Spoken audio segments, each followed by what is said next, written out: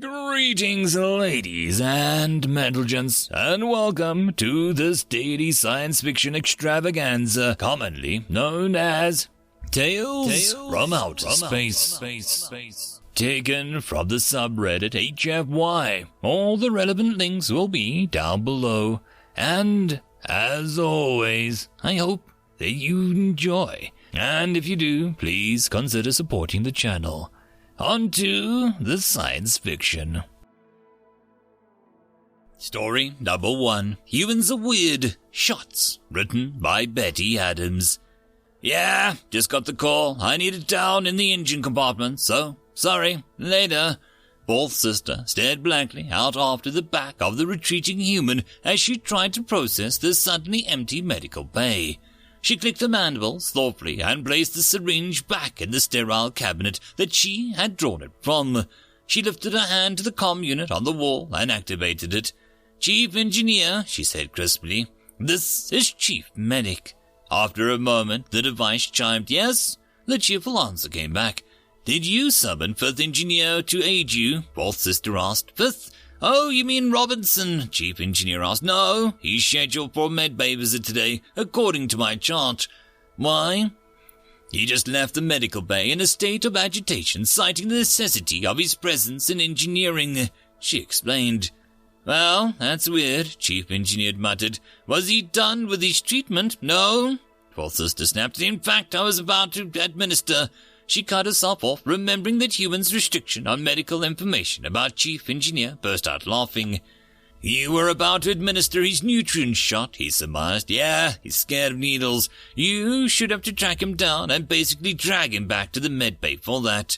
"Human law does not allow me to be forced medical treatment," Fourth sister pointed out. "You won't have to force him," Chief Engineer assured her. "This is literally a do-or-die situation. Tell you what, I'll have Jonesy drag him back and sit him down in the chair. Oh yeah, be prepared for him to pass out. Safety restraints might be a good idea." Fourth sister clasped her mandibles together and laid her frill back against her head. There was so much wrong with that statement, and she didn't know where to start. "How, precisely," she finally asked, "is Second Navigator going to capture and return him to the medical bay? She is perhaps the fourth of his mass." "I told you," Chief Engineer said cheerfully. "It is not a matter of force. She's the best to convince him." "I've seen Fifth Engineer walk into the medical bay," Fourth sister said thoughtfully, "under his own power, with a handspan of cryosteel lodged under his thigh." He was laughing over it. "So?" Chief Engineer asked. "Why? Is he afraid of sterile subdermal needle? To the point of safety restraints are necessary?" Fourth sister demanded. "Spike me if I know," Chief Engineer said cheerfully. "Phobias aren't supposed to make sense. There we go. Jonesy says she caught him in the cafeteria, and she'll have him back in your seat in 2 shakes of a cat's tail. Cheers, and remember the restraints." The comm chimed off, and Fourth sister lowered her hand. She drew out a long breath and released it. Humans. End of story. Story number 2. Humans are Weird. Communication. Written by Betty Adams. "Have you completed your analysis for the 35 trills?" cut off the question abruptly as his companion performed one of those contortions nearly unique to humans. Human friend Steve's head swiveled on that preposterous column of a neck, and his eyes focused on the scrubby trees to the side. His face flexed at the polite attention, and he had been given 35 trills and lit up with delight. His throat pulsed noiselessly for a moment and then emitted a series of clicks and trills that was almost intelligible. 35 trills cast around in confusion to see who the human friend Steve was speaking to, or attempting to speak to.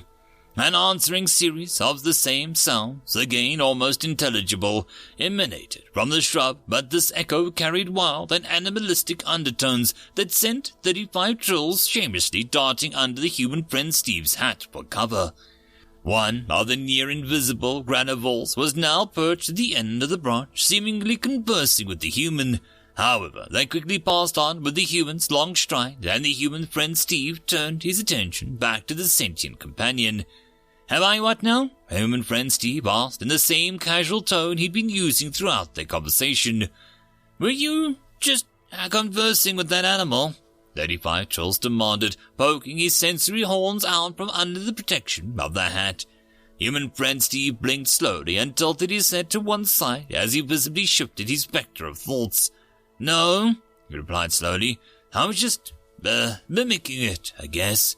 Why? 35 Trills demanded. In the course of the main branch, why? Were you determining if there were more? I know your bizarre pattern recognition had already found that one. That's why you smiled. Why? Human friend Steve gave a slow shrug and sauntered on.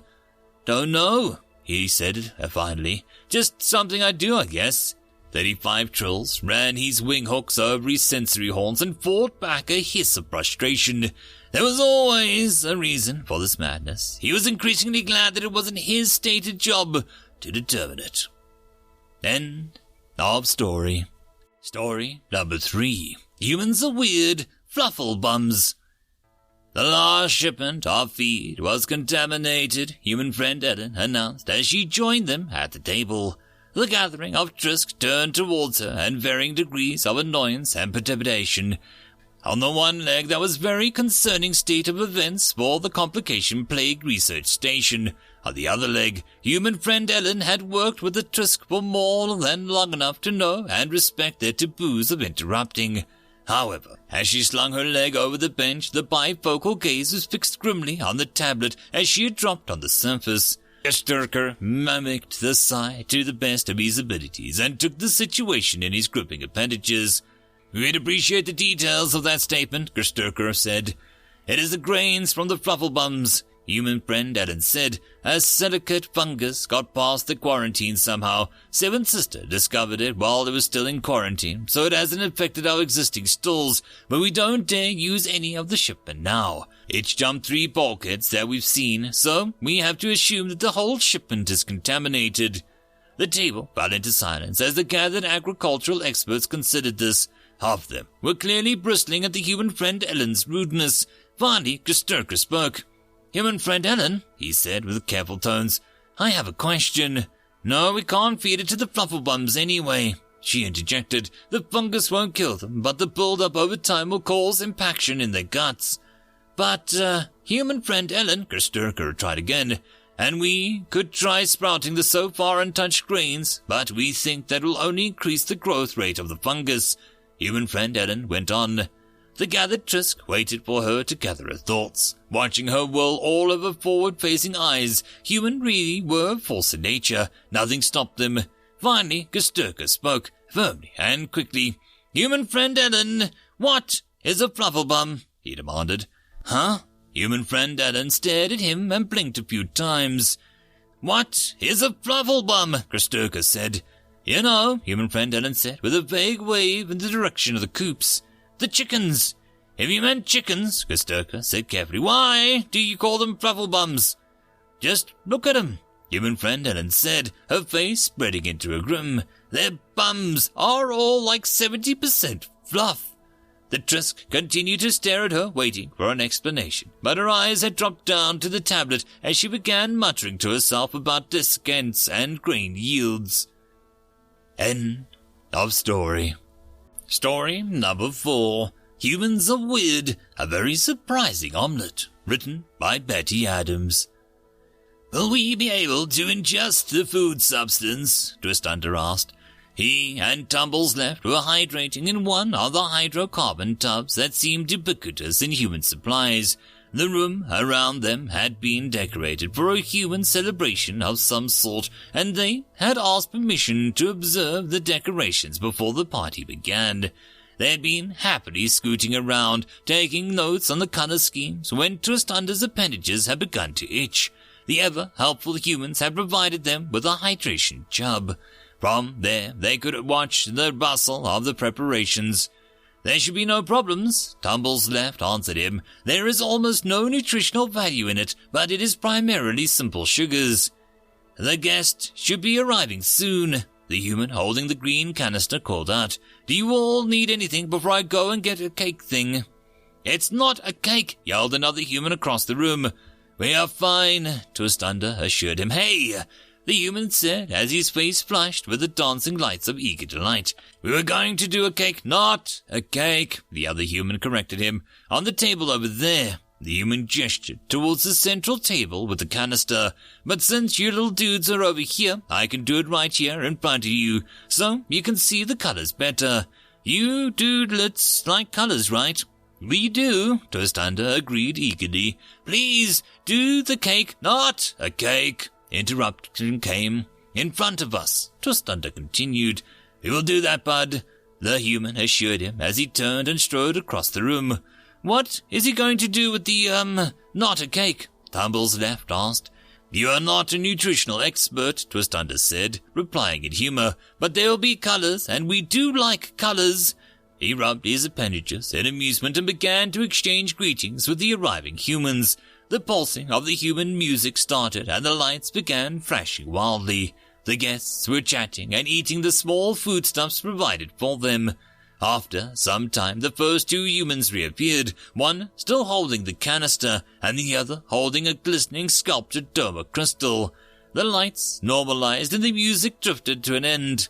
Those are pretty colors, Tumbles Left said with admiration in the set of his body. What's the canister for? Twist Under suddenly asked as the humans approached. Why is that relevant? Tumbles Left asked. And now has a trigger mechanism attached to the exhaust end, Twist Under indicated with his gripping appendage.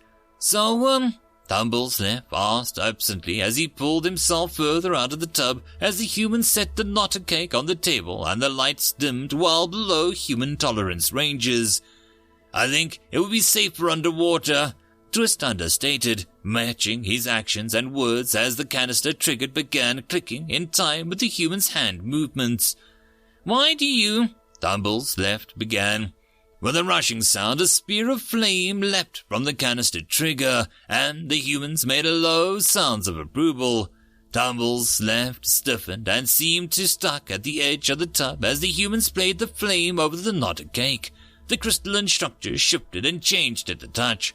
Once the entire surface had been altered, the human turned off the flame, and the rest of the humans applauded.